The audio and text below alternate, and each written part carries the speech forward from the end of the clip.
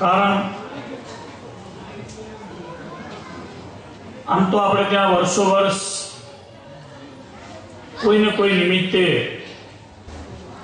પારાયણો યોજાય છે, શાકોત્સવ થાય છે, સત્સંગ સભાઓ પણ થાય છે। પરમ પૂજ્ય આપણા પવન સ્વામી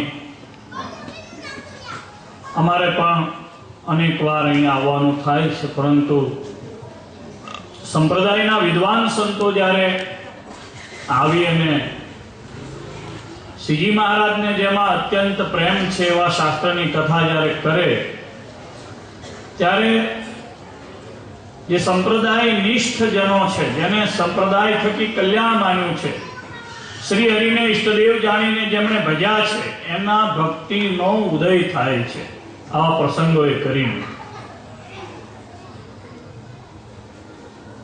કથાની શરૂઆતમાં જ શાસ્ત્રી મહારાજે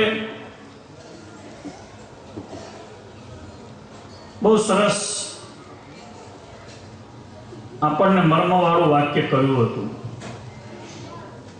જ્યાં સુધી ભગવાનના સત્પુરુષનો યોગ આપણને નથી થતો, ભગવાન ઓળખાવે તેવા, ત્યાં સુધી ભગવાનના સચ્ચરિત્રો, ભગવાનના લીલા ચરિત્રો એ આપણા હૃદયમાં ફિટ થતા નથી।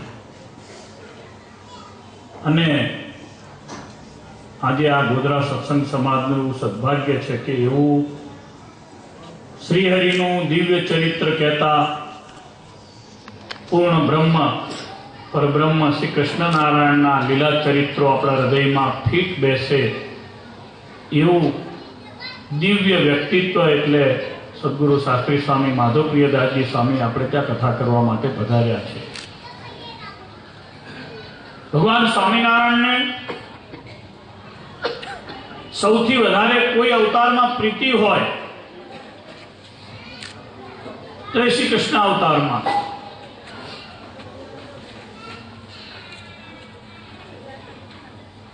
મોટા સંતોએ, પ્રેમાનંદ સ્વામીએ, મુક્તાનંદ સ્વામીએ, બ્રહ્માનંદ સ્વામીએ, ભગવાન શ્રી કૃષ્ણ નારાયણનો સતાનંદ મુનિએ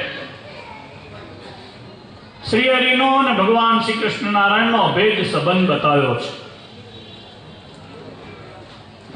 સંપ્રદાયનું મૂળ પણ શ્રીમદ ભાગવતજીથી શરૂ થાય છે।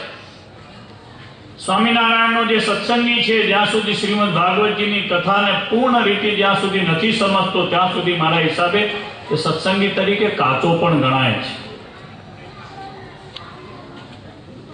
કારણ કે અંતે તો સંપ્રદાયનો આશ્રિત થઈ સત્સંગી થઈને એને ભક્તિ તો ગોપીઓના જેવી કરવાની છે। જાર ભાવે ભજીને પણ ભગવાનને પામવું એવી ઉચ્ચ સ્થિતિને ગોપીએ અનુસરી હતી। એ અક્રૂરને વઢી શકી હતી, એ ઉદ્ધવજીને ખીજાઈ શકી હતી।